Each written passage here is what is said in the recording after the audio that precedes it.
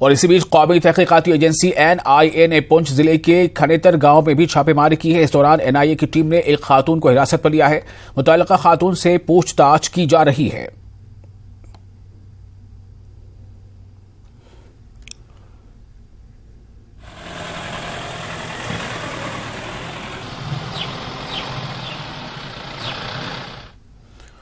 और इसी बीच SIA यानी स्टेट इन्वेस्टिगेशन एजेंसी ने भी आज कश्मीर के कई मकामात पर छापेमारी की है। जिला पुलवामा के पामपुर में SIA ने छापा मारा है। हुर्रियत कॉन्फ्रेंस के लीडर यास्मीन राजा के घर पर छापेमारी की गई है। उधर जिला अनंतनाग के कैनेलॉन बिजबिहाड़ा में भी SIA ने छापा मारा है। यहां फयाज अहमद सूफी वल्द गुलाम नबी साकिन चंदपुरा कैनेलॉन के घर पर छापेमारी की गई।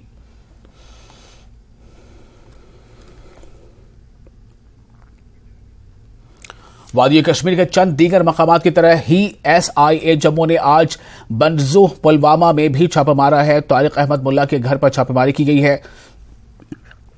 तारिक दहशतगर्दी से जुड़े एक केस में मतलूब है।